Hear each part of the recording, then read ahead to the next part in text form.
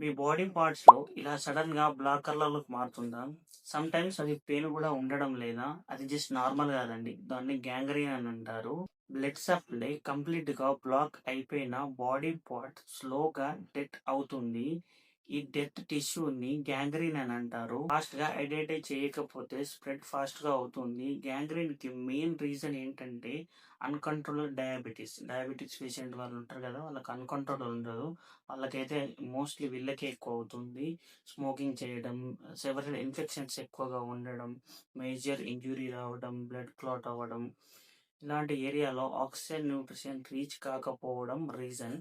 దీని యొక్క సింప్టమ్స్ ఏంటంటే సడెన్‌గా బ్లాక్ అవ్వడం, గ్రీన్ కలర్‌లోకి కూడా రావడం, సమ్‌టైమ్స్ సెన్సిటివిటీ కూడా ఉండకపోవడం, అంటే పెయిన్ కూడా ఉండదు.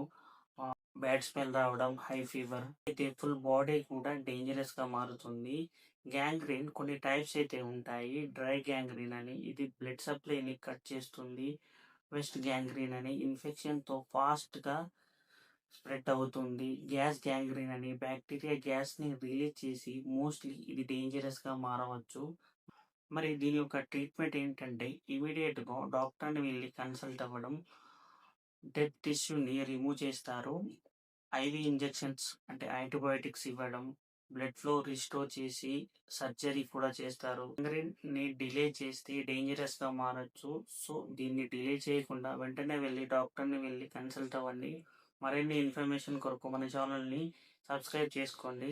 ఎవరైనా సబ్స్క్రైబ్ చేయకుండా చూస్తున్నారో సబ్స్క్రైబ్ చేసుకోండి. ఈ వీడియో గనక ఇన్ఫర్మేషన్‌గా అనిపిస్తే ఒక లైక్ చేయండి. ఎవరైతే గ్యాంగ్రీన్‌తో బాధపడుతున్నారో వాళ్ళకి ఈ వీడియోని షేర్ చేయండి.